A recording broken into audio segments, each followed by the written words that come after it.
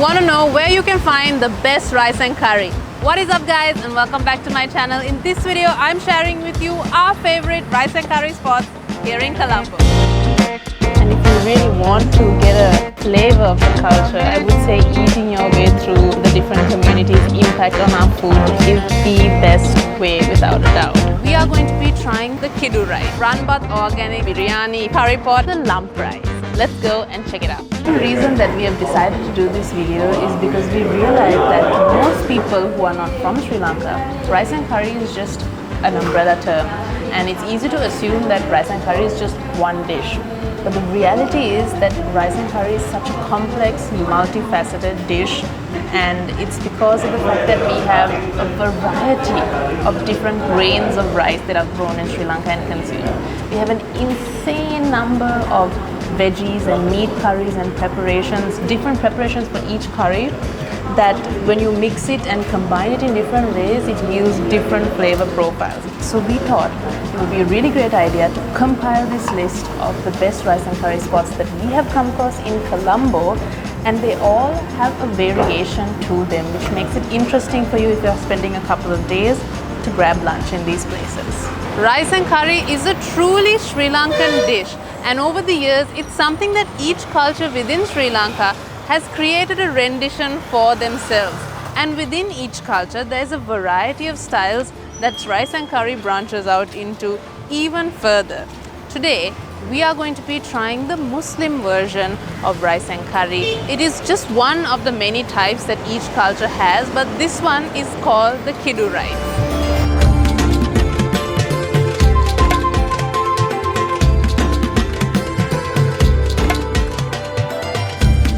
Usually Kidu is a dish that is enjoyed with the entire family, so you bring it home in a nice big woven basket and you share it amongst everyone in your family. Since we're having it here at the restaurant, this is how it's served. And the important thing to note is that these 4 vegetable curries are usually a standard. That means unlike other rice and curries, you don't get a variety that changes all the time. Kidu is specifically when you have your rice with dal, you have it with some spicy potato, you have this dish which is ambarella, cooked in a sweetened, it's a fruit that's cooked in a sweetened way similar to mango. And of course this very famous dish which is kalia. It's a dish of ash plantain and eggplant that has been cooked in a very specific style, and it's very, very tasty. And here you can have as much of these vegetable curries as you want. The only thing that you end up paying extra for are the meats. And we have a selection of meats here. We have the beef. This is like a dried beef versus a beef that is a little bit more of a spicy gravy to it, as well as we have fried chicken, and we have chicken curry, which you know is always a standard. The other thing I want to bring your attention to, you will see throughout this series of rice and curry explorations that the constant is the banana leaf. When we ate at Mayura cafe, which was a Tamil rice and curry, we had the leaf. We're having it here, and you'll see when we eat the Dutch version, it also comes wrapped in a banana leaf. And of course Sri Lankan rice and curry, like Sinhalese rice and curry as well, also usually, most often, depending on where you eat, does come with this. So this is a standard preparation, something I really enjoy eating off of the banana plate.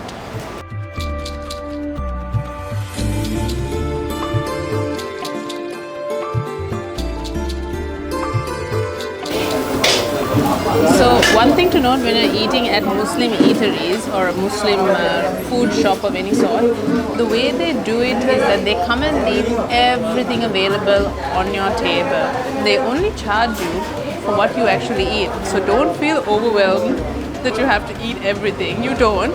You'll only be charged for what you eat.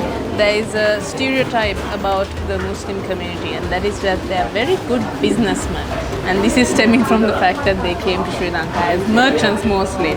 So perhaps this is also a good trick of the trade, because once it's in front of you and everything looks so delicious, you feel compelled to eat it. And by all means you should, because my God, everything is tasty. But you will only be charged if you eat it.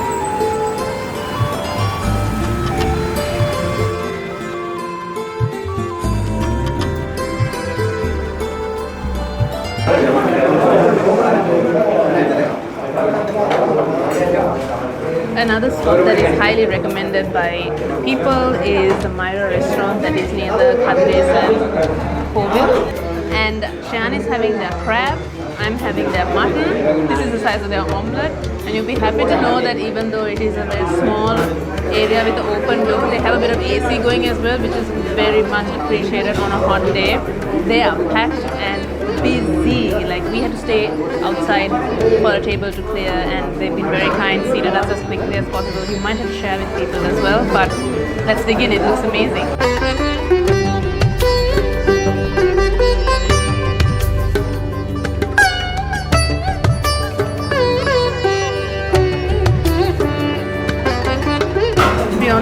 Very rare find, because you rarely find the Tamil community's rice and curry dish in a non-veg form. So this might actually be my first time having it, because every time I've eaten on the banana leaf, it has always been vegetarian. So here they have a wide variety of dishes to choose from. We have mutton, crab, they have the omelette meal as well.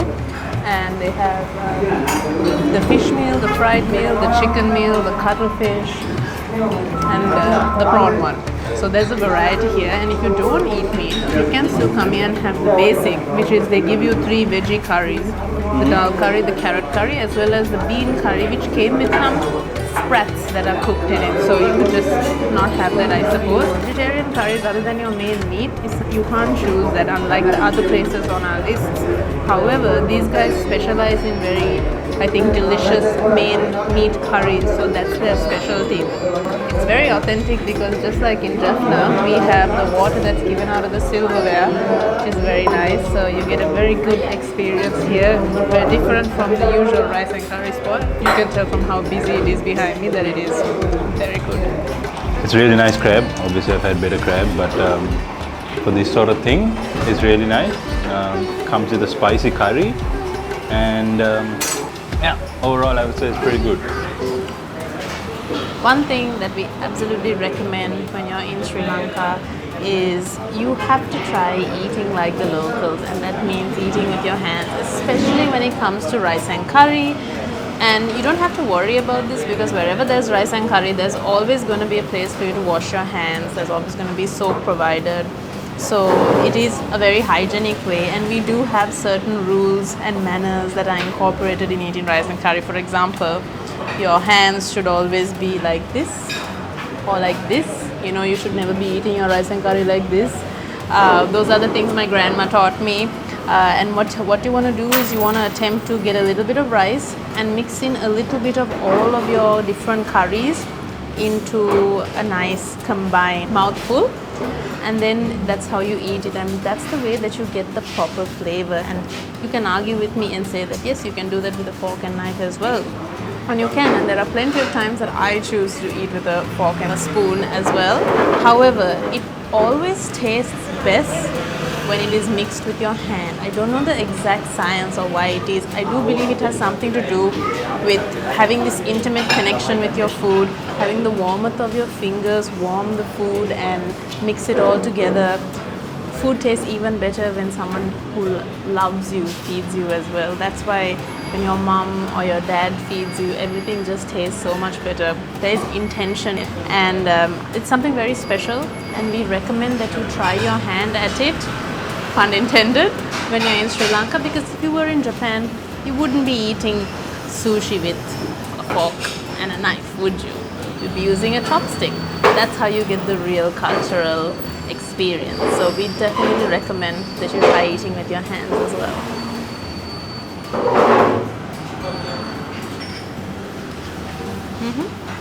And now we're at Ranbath Organics, and this is a really amazing spot to get rice and curry if you are vegan or vegetarian, because this place specializes in just that. On top of that, they are also organically sourced, which means this is a great place to grab some delicious, healthy rice and curry. So.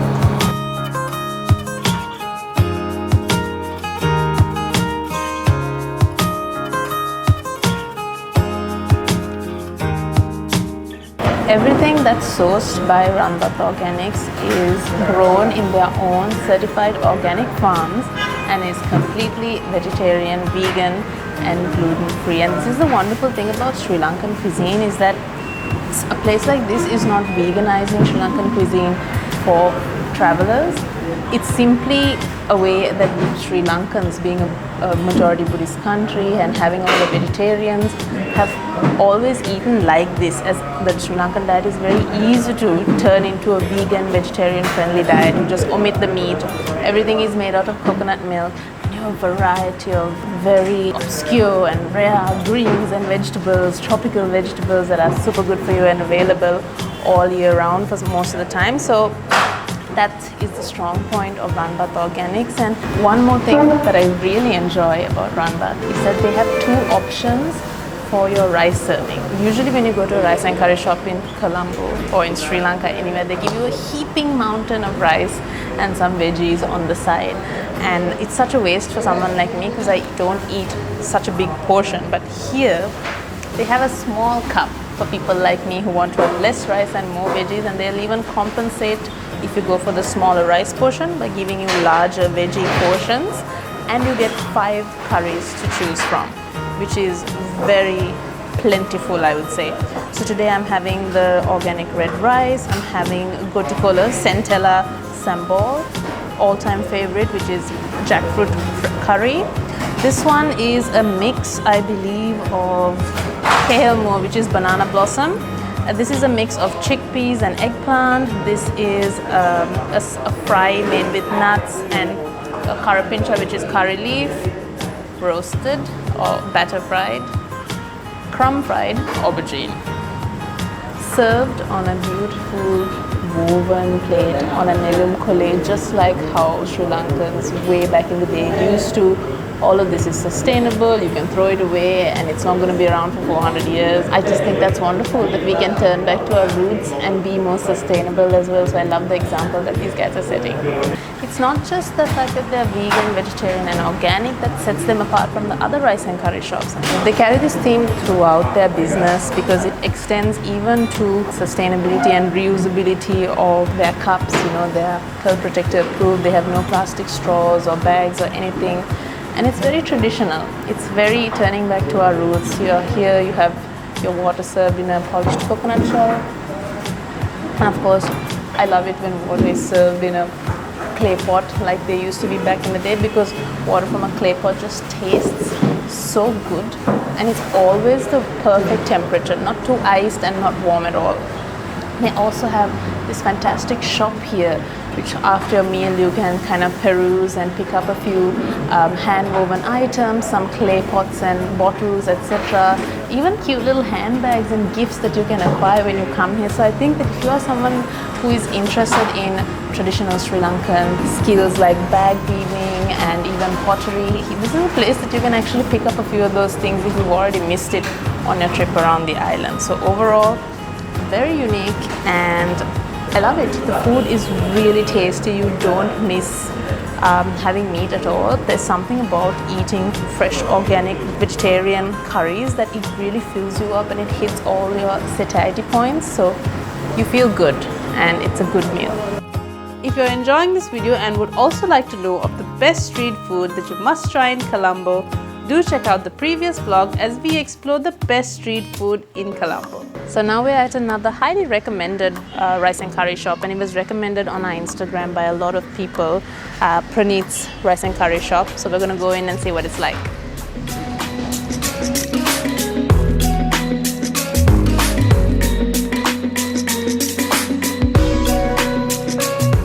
Okay, so what's really interesting about this place is that this is the first rice and curry shop I've been to that we serve ourselves. So that's good. And I like how they emphasized on no wasting. I like that a lot. You can take 4 veggie curries and have a mas curry ekak ganna puluwan neda? And 1 meat curry, and they have a huge variety of dishes. Yeah, huge variety of meat dishes, more than anywhere I've ever seen. You've got to have paripu. What's the rice and curry without paripu? I have dug in and I'm enjoying this flavorful, spicy rice and curry.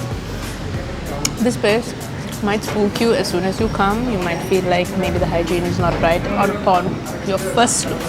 But if you look closely at the places where you do serve your food from, the spoons that you serve from, everything is enclosed and very clean. So that is definitely a plus point. So I would say give it a chance. Even up here where you eat, very clean. The only downside is that it is very hot.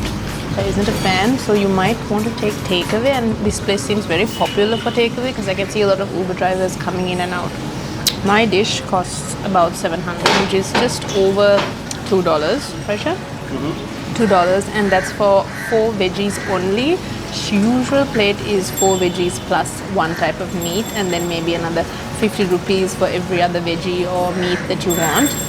It might vary a little bit by the time you get here. So, but it's around that price, so definitely affordable. And the best thing is that you get free refills. You can serve your rice as much as you want, and your veggies, right? As much as you want. There's a reason why this place is popular amongst the corporate people who are working. I can see a lot of people coming in, grabbing a delicious rice and curry and leaving, because it is in a very central location as well. Well, the 2 rules that they have is you can't share a plate and you can't waste any food. And to be honest, I really love that. They're very strict about it. They told me that about twice already. So if you're coming to Colombo, I would suggest that you plan your time here during the weekends, because that's really when the city comes to life. And just like that, on a Saturday morning, you have the good market that pops up here at the race course. And it's a place that I love to come, and it completely overwhelms me because I can never pick what I want to eat and drink because there's so much here to offer for you. And it's a great place to pick up gifts because they have a lot of natural organic products here, locally sourced, and a lot of work by the local craftsmen and artisans. So it's a really great place to come and absorb kind of the culture of the city and of the people as well. It's a wonderful place to just come and eat and pick up some gifts and just enjoy some good music. Next up on our list of rice and curries is something that's really popular in Sri Lanka, which is biryani. If you're in Sri Lanka, you've got to try Sri Lankan biryani. And we are at a very, very popular place here. We love to come here as well. Their biryani is so good. Their curries are so flavorful. It is banana leaf. Enough talking, let's go in and check it out.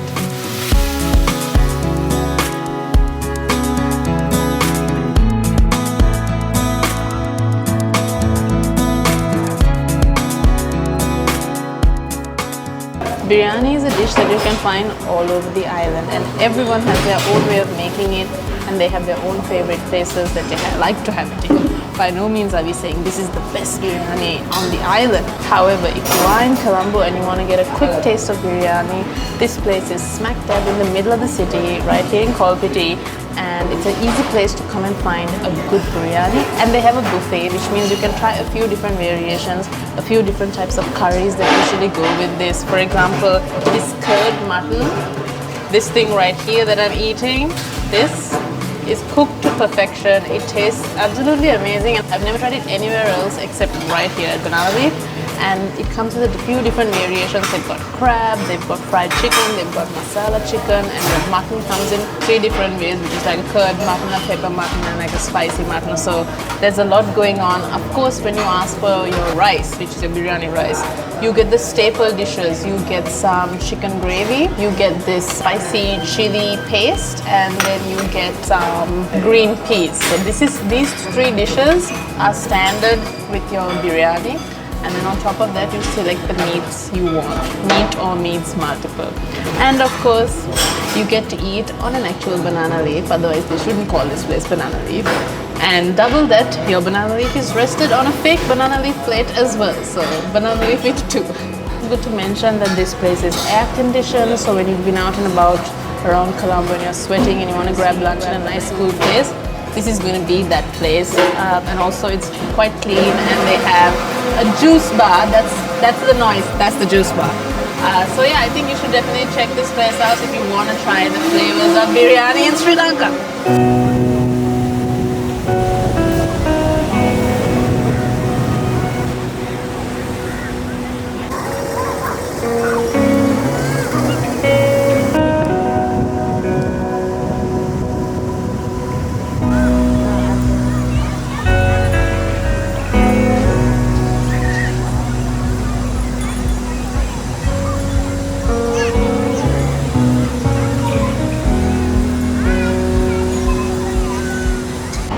a spot on our list that is probably the easiest and most straightforward to try when you're visiting Colombo.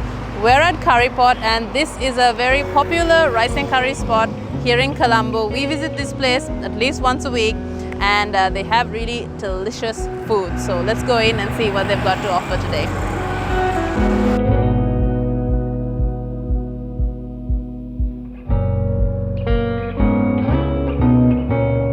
What I love about Curry Pot is that they have a really large menu, and they also have a lot of these dishes, a lot of veggie dishes that are quite uncommon and harder to find, and usually you have to eat in a Sri Lankan home to eat certain things.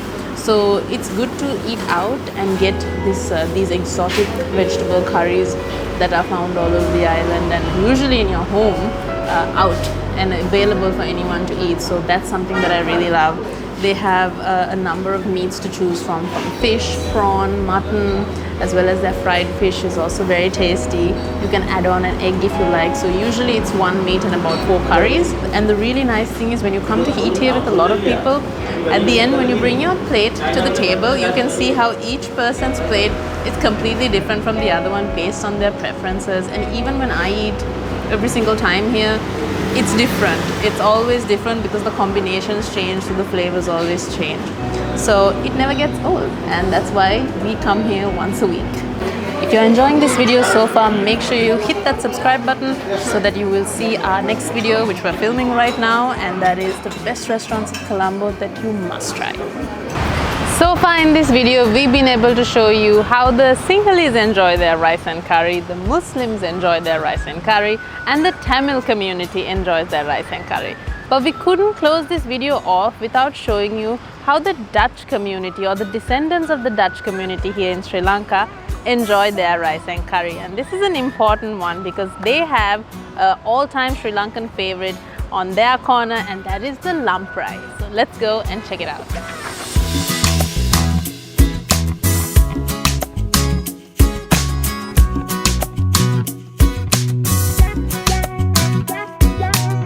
We're at the Dutch Burgher Union, and this is the best place to get yourself some freshly made lamprey. And this is a special dish that was brought to Sri Lanka by the Dutch community who had previously been in Indonesia. And this technique of cooking is heavily inspired by the banana leaf wrapped and steamed rice and other dishes that originate from Indonesia. You see a lot of these dishes in Bali as well, and it's a combination of that technique with Sri Lankan flavors that has given birth to this delicious dish known as lamprey. And it traditionally comes with mixed meat, which is chicken, beef and pork in it, but of course now you can select what kind of meat you want in it as well. And since we're at the Dutch Burgher Union, I have to mention that another one of their dishes that are really popular is their yellow rice and curry. It is a dish that comes with the very specific Dutch sambal. The Dutch sambal is a little bit more on the wetter side. It comes with the fried egg, the cutlet, you have the wambatu theudala, also known as brinjal, and you have the white potato curry and some chutney to go in it. This also is very popular with the black pork curry that comes, so you can, if you eat pork, you can try that dish as well. And we have got ours with chicken. I am going to dig in and open up this lamprey and show you what it looks like inside. I can assure you it's not going to look the way that you think it is.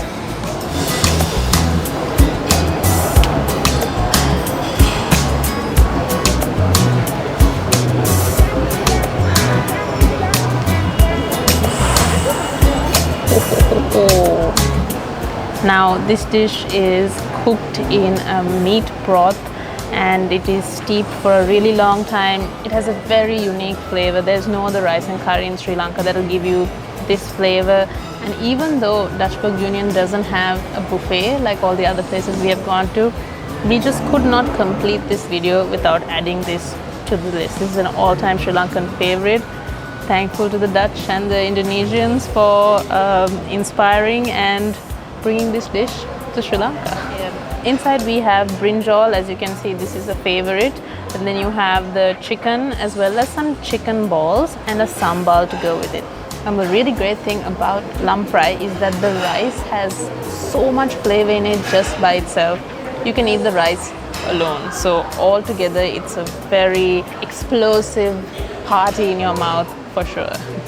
Like I mentioned before, one of the reasons that we really wanted to do this video was so that we can give you a somewhat comprehensive idea of the depth and diversity of culture that is available in Sri Lanka, because a dish like the rice and curry has been adopted by so many communities and has been fashioned in their own way, and each community loves each other's version just as much. And that is something that I love about Sri Lankan culture. And if you really want to get a flavor of the culture, I would say eating your way through the different communities' impact on our food is the best way, without a doubt. There are so many more that we could have possibly missed out on. For example, there's Sri Lankan Chinese, and then there's also the Malay communities, rice and curry, nasi gorengs, things like that that we have missed out on. But hopefully you enjoyed this video and you learned something, and if we did miss out on anything, do drop it down in the comments below. We'll try to make another video, and do let me know which one of these rice and curries were your favorite and the one that you can't wait to try when you come to Sri Lanka. Now with that, we've come to the end of this video. I hope you enjoyed it, and please make sure you check out the rest of our best of series, because there's some really good stuff in there. We've got best cafes as well as best restaurants in Colombo coming up as well, so keep an eye out for that, and I'll see you in the next one. Bye.